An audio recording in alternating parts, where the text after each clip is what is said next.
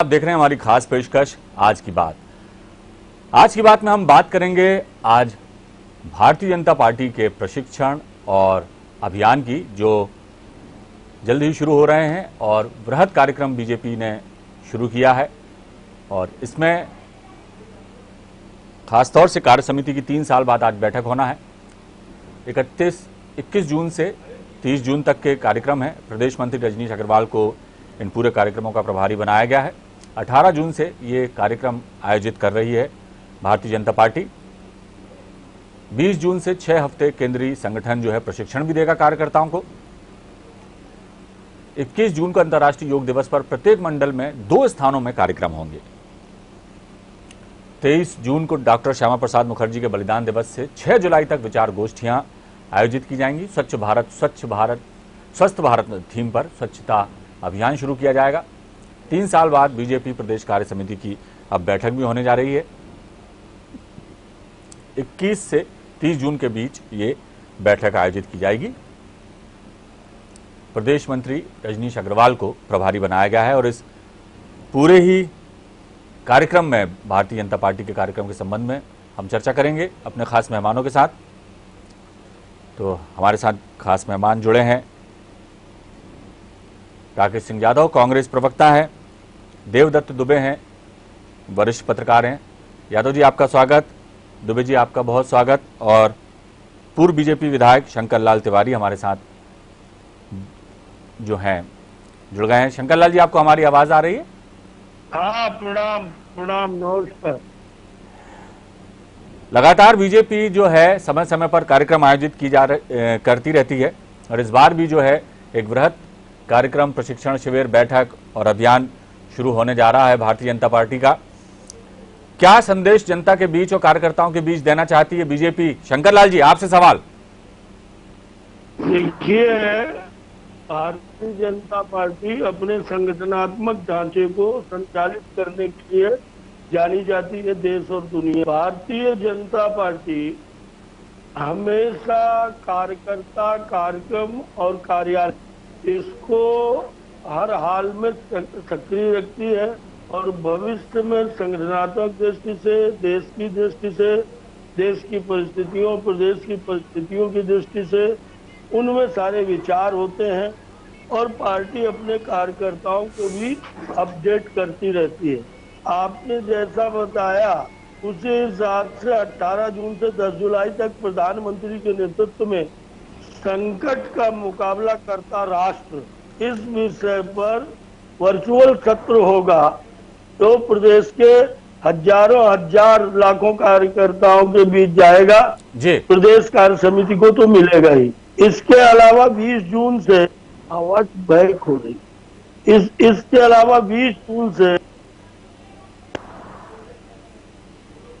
कि केंद्रीय पार्टी प्रशिक्षण देगी और वो प्रशिक्षण जिले से लेकर के मंडल स्तर के कार्यकर्ताओं के बीच में जाएगा। सुदूर ग्रामीण अंचल में जहां मंडल हैं वहां तक इस प्रशिक्षण को, जो केंद्र के वरिष्ठ नेताओं द्वारा पार्टी की दिशा और पार्टी के भावी कार्यक्रम और देश के लिए क्या करना है, चलिए इस संबंध में ये सारा। चलिए शंकर लाल जी, आपके पास लौटूंगा। आप जी, आपके पास लौटूंगा। 21 जून को ये कार्यक्रम का ब्यौरा अंतर्राष्ट्रीय योग दिवस मनाया जा रहा है, हम भी मनाने जा रहे हैं जी। और उसके बाद डॉक्टर श्यामा प्रसाद जी की जो बलिदान दिवस है जी, उसमें 6 जुलाई से और विचार गोष्ठियां। चलिए, ब्यौरा हम दे चुके हैं अपने दर्शकों को। शंकर लाल तिवारी जी, मैंने पूछा था कि इन सब सारे कार्यक्रमों का जो है मकसद क्या है, क्या संदेश कार्यकर्ताओं को और देश की माफ कीजिएगा प्रदेश की जनता को देना चाहती भारतीय जनता पार्टी? आपके पास लौटूंगा। यादव जी, क्या कहेंगे? मकसद तो मैंने पहले एक लाइन में बता दिया है। जी जी, मैं आपके पास लौटूंगा शंकर लाल जी। ओके, आपके पास लौटूंगा। राकेश जी, जिस तरह से भारतीय जनता पार्टी समय समय पर कार्यक्रम आयोजित करती रहती है, कार्यकर्ताओं को प्रशिक्षित करने का मामला हो या संगठनात्मक जो है कहना चाहिए संगठन को मजबूत करने की बात हो, क्या जनता तक सरकार की उपलब्धियां और बीजेपी की जो सोच है वो पहुंचाने की बात हो, इस तरह के कार्यक्रम आयोजित किए जाते रहते हैं। कांग्रेस में इस तरह की परिपाटी और परंपरा कम ही देखने को मिलती है और फिलवक्त जिस तरह से पार्टी कई तरह की समस्याओं से जूझ रही है और आपसी द्वंद्व अंतर्द्वंद की खबरें जो हैं आमतौर पर पार्टी के बारे में सुर्खियों में रहती हैं। ऐसे में क्या लगता है आपको कि आने वाले समय में किस तरह से 2000 यानी आने वाले जब जो विधानसभा के चुनाव होंगे अगले 2.5 साल के बाद, उसके लिए क्या कुछ तैयारियां हैं और बीजेपी के इस प्रशिक्षण कार्यक्रमों को आप किस नजरिए से देखते हैं? जी देखिए, भारतीय जनता पार्टी का जो प्रशिक्षण है जी और जो संस्कार हैं वो अब सिर्फ किताबों तक सीमित हैं। वो अटल जी की पार्टी अलग हुआ करती थी जिसको सालों बीत गए हैं। आज जो प्रशिक्षण और जो संस्कार दिए जाते हैं वहाँ ये संस्कार दिए जाते हैं कि विधायक आप कैसे खरीदोगे, सरकार आप जोड़ तोड़ से कैसे बनाओगे, किस तरीके से आप लोगों को अपनी ओर आकर्षित करोगे और कैसे उनसे बच के निकलोगे जब वो लोग आपसे उस चीज का जवाब मांगने आएंगे। ये प्रशिक्षण होता है और ऐसे प्रशिक्षण कांग्रेस में नहीं होते हैं, ये सच है। क्योंकि कांग्रेस ऐसे झूठ पे कभी नहीं चलती है जिस झूठ पे भाजपा आज स्थिर है। अगर देश के लिए बहुत सारी उपलब्धि हैं तो वो तो प्रधानमंत्री मन की बात में खुद ही बोलते हैं, आप जानते हैं।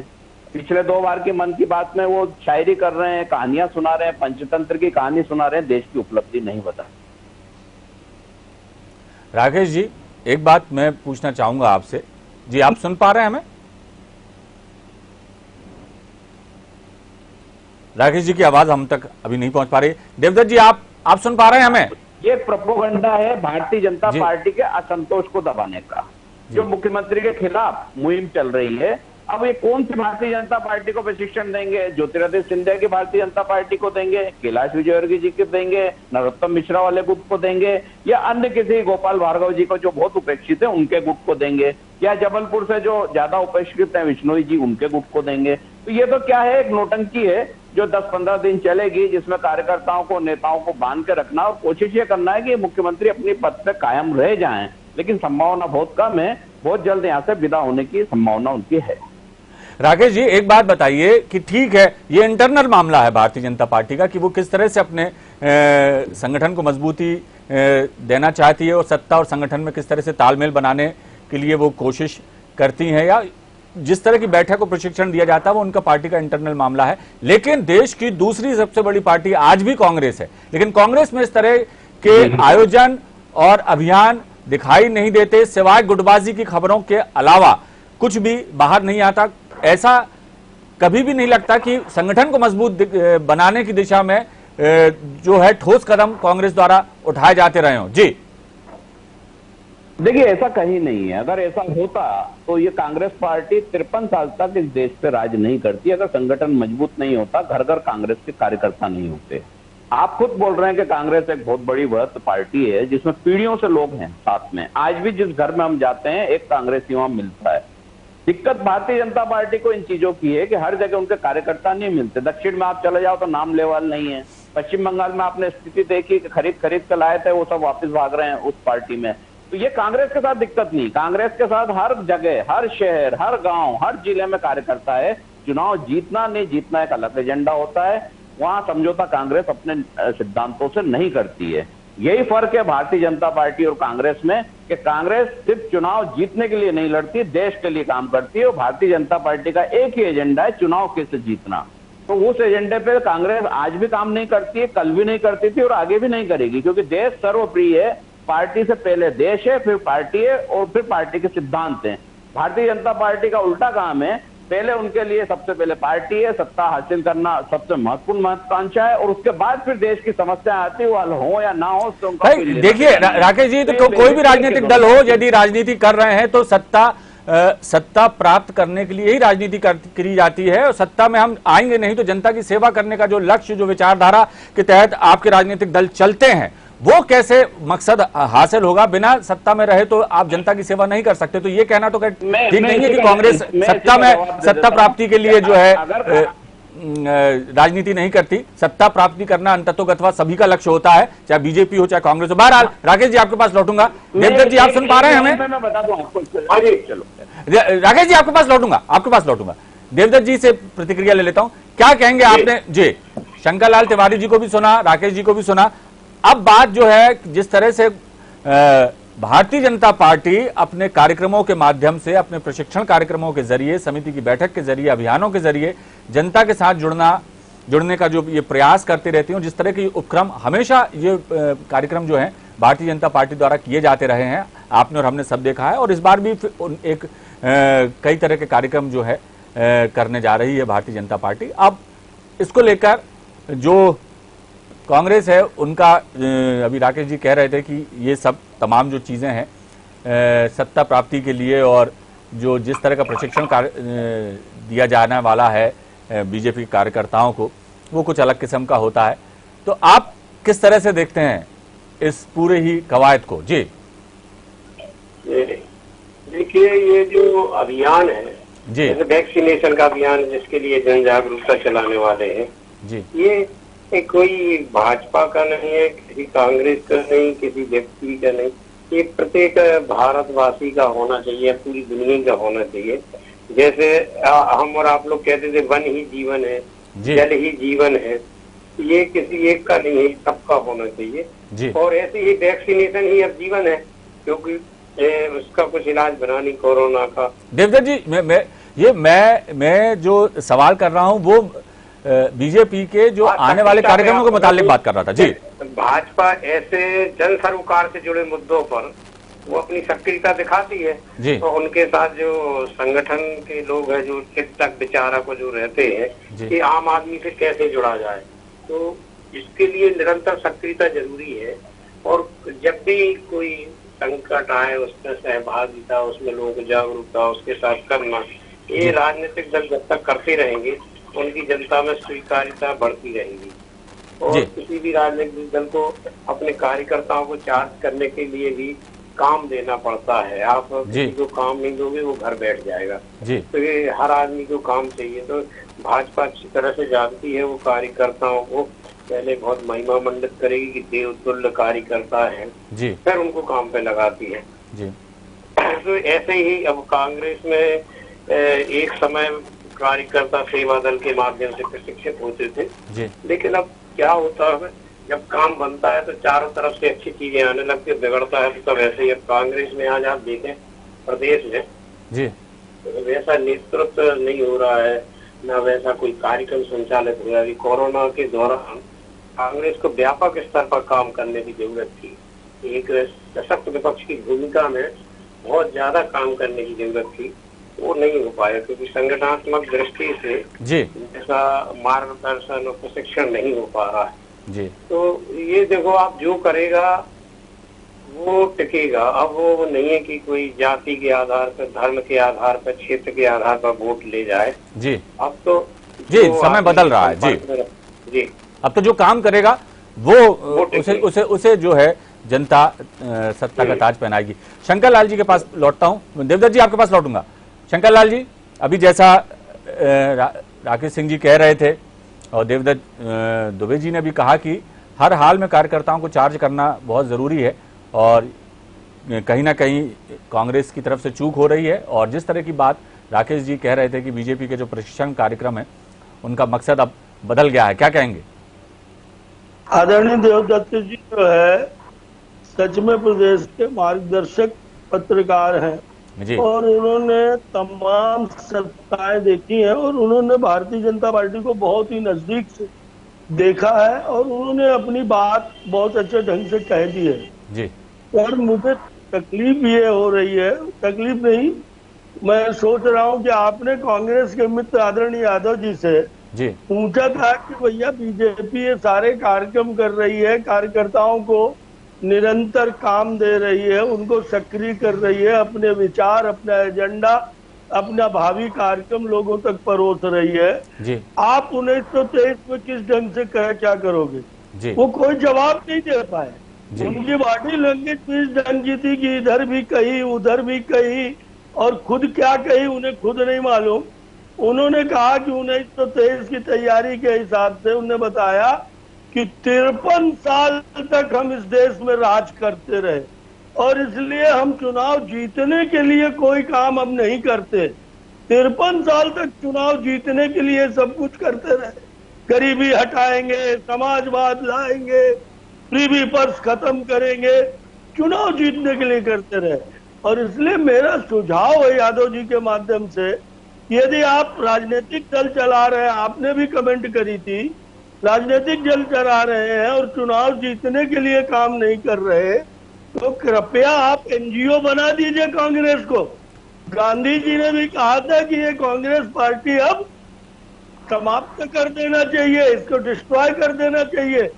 और इसलिए जब आप आप दक्षिण भारत के लिए कह रहे हो भाजपा को कार्यकर्ता नहीं मिल रहे, केरल में हमारे सैकड़ों की संख्या में कार्यकर्ता बलिदान दिए, प्राण दिए। आपका क्या है तमिलनाडु में, आपका क्या है कर्नाटक में, आपका क्या है महाराष्ट्र में? आपने सरकार भले बना ली हो, लेकिन उस शिवसेना के साथ सरकार बनाई जिस शिवसेना के बाल ठाकरे नेहरू से लेके इंदिरा गांधी से लेके सोनिया गांधी तक की चमड़ी उधेर ले। जी शंकरलाल जी, आपकी आवाज हम तक नहीं पहुंच रही। राकेश जी, आपने अभी तक जो शंकरलाल जी ने कहा सुना होगा, तो जवाब मैं चाहूंगा कि आप दें। जी राकेश जी, सुन पा रहे हैं?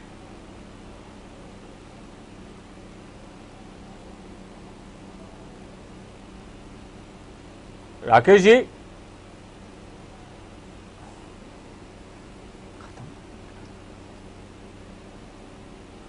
देवदत्त जी, आप सुन पा रहे हैं हमें? हाँ जी, सुन रहे हैं। क्या कहेंगे, क्योंकि कहीं ना कहीं कोई भी बात होती है तो आरोप प्रत्यारोप और एक दूसरे का आगा पीछा दिखाने की कोशिशें पहले शुरू हो जाती हैं। क्या कहेंगे? बिल्कुल नहीं, वो बात राजनीतिक दलों के प्रवक्ताओं को ऐसी रखना चाहिए जी, जो जिसकी स्वीकृति आम जनता को मिले। कोई भी दल कहे कि हम चुनाव लड़ जीतने के लिए नहीं करते काम, तो कौन स्वीकारेगा? क्या क्या नहीं करते राजनीतिक दल चुनाव जीतने के लिए? जी, दारू पैसा तक बंटवाते हैं चुनाव के समय। लेकिन ये जरूर कहो कि हम चुनाव गलत तरीके से नहीं जीतना चाहते, हम जनता का सेवा करके उनका दिल जीत करके हम चुनाव जीतना चाहते हैं। ऐसी बातें रखना चाहिए। देवदत्त जी, एक बात मैं आपसे और पूछूंगा। जी, एक बात मैं और पूछना चाहूंगा कि लोकतंत्र में जो है परिवर्तन ही जो है सबसे खूबसूरत उसका एक पहलू है लोकतंत्र का। लेकिन कहीं जनता लेकिन परिवर्तन करे तो दूसरे की तरफ जब वो देखे, किसी यदि सत्ताधारी दल से यदि वो नाखुश है, यदि किसी तरह का उसमें उसको ऐसा लगता है जनता को कि नहीं अब परिवर्तन होना चाहिए, तो परिवर्तन के लिए वो जिसकी तरफ देखे वो भी तो उतने मजबूत होना चाहिए। तो यदि ठीक है, भारतीय जनता पार्टी सत्ताधारी दल है, केंद्र में भी सरकार है, राज्यों में भी सरकारें हैं, और वो यदि लगातार अपने कार्यकर्ताओं को इस तरह से प्रशिक्षित करना चाहती है, जनता तक अपनी विचारधारा पहुंचाना चाहती है, मतलब सत्ता में रहते भी यदि वो इस तरह के कार्यक्रम करती है, तो इतने सालों तक सत्ता में रहने वाली कांग्रेस को भी चाहिए कि अभी वक्त है कि मतभेद, मनभेद और गुटबाजी से दूर हटकर यदि वो जनता तक अपनी बात पहुंचाएं और जनता के लिए काम करने का अपना जज्बा और हौसला यदि वो दिखाकर अपनी बात जनता तक पहुंचाएं, तो निश्चित तौर पर एक जो कहना चाहिए कि पुनः वो मजबूत होकर उभर सकती है। क्या कहेंगे? बिल्कुल, विकल्प का अभाव होता है कई जगह। मतदाताओं को मैंने देखा कि वो इस दल से भी नाराज, लेकिन सामने वाले किसको नहीं, क्योंकि वो तो कुछ नहीं कर रहा है। ये प्रत्याशी कई बार ऐसे हो जाते, कुआ खाई उपज जाता। आपने देखा होगा कि जनता ने कई बार बीच में राजनीतिक दलों को सबक भी सिखाया है। मध्य प्रदेश में किन्नर विधायक, किन्नर महापौर, नगर पालिका पार्षद जिताए, आप लोगों से अच्छे किन्नर जनप्रतिनिधि जीते। तो ये जब तक राजनीतिक दल उस प्रक्रिया को नहीं समझेंगे कि आखिर आदमी चाहता क्या है, वोट के बदले उसकी अपेक्षा केवल यही तो होती कि हमारे संकट में आप साथ दो, हमारी समस्याओं का निराकरण करें। लेकिन जब और विपक्ष में हो तो आप हमारे साथ संघर्ष करो, हमारी आवाज उठाओ, जो हमें तकलीफें हैं उससे सत्ताधारी दल को अवगत कराओ। तो जब तक कोई भी दल अपनी सत्ता में या विपक्ष में सकारात्मक भूमिका नहीं निभाएगा वो अब तक नहीं पाएगा, क्योंकि जो नई पीढ़ी है वो स्पष्ट काम देखती है कौन क्या कह रहा है। और दलों को भ्रम भी तोड़ देना चाहिए नेताओं को। वो जो कहते हैं कि ये भी नारे लगाते हैं, और आम आदमी पहले समझ जाएगा कि आप इस चुनाव के लिए लगा रहे हैं। अन्यथा आज जनता नारा बना के देती है। जो मैंने ऐसे जनप्रतिनिधि देखे हैं करीब से, जो लगातार सक्रिय रहते हैं, लोगों की भी सेवा करते हैं, उनके लिए जनता प्रयास करती है जिताने के लिए। जी तो ये थोड़ी सी समस्या ही है कि जिस दिन ये पूरी तरह समझ जाए कि अब हम जाति के आधार पर, धर्म के आधार पर शराब पैसा बांट कर चुनाव नहीं जीत पाएंगे, उन दिन आप देखना कि ये सब सेवा जो चाहते हैं। बिल्कुल, बहुत जरूरी भी है देवदत्त जी, क्योंकि वक्त बदल रहा है। अब तो वही टिकेगा जो काम करके दिखाएगा, और लिहाजा सत्ताधारी दल जो हैं भारतीय जनता पार्टी, वो अपने कार्यकर्ताओं को मजबूत करने के लिए, संगठन को मजबूत करने के लिए और सत्ता और संगठन में तालमेल बनाने के लिए जो प्रयास कर रही है वो दिख भी रहे हैं। और जरूरत है कि भले ही उनका अनुसरण ना करें, लेकिन अन्य विरोधी दलों को भी कम से कम इस कोशिश को अंजाम देना चाहिए कि आपसी मतभेद भुलाकर यदि हम संगठन को मजबूत कर पाएं, अपनी पार्टियों को मजबूत कर पाएं, तो जो है जनता के बीच एक बेहतर संदेश जाएगा। अब क्या कुछ करती है कांग्रेस और बीजेपी, किस तरह से अपने कार्यक्रमों को आगे बढ़ाती है, देखने वाली बात होगी। बहुत बहुत शुक्रिया देवदत्त जी आपका हमसे चर्चा के लिए। राकेश सिंह जी आपका भी बहुत शुक्रिया, और शंकर लाल तिवारी जी आपका भी बहुत शुक्रिया। तो बीजेपी का अभियान अब शुरू होने जा रहा है, और इस अभियान के दौरान कार्य समिति की बैठक भी होगी जो 3 साल के बाद होने वाली है। कई तरह के कार्यक्रम आयोजित किए जाएंगे। किस तरह से पार्टी अपने कार्यक्रम को आगे बढ़ाती है, ये देखना दिलचस्प होगा। फिलहाल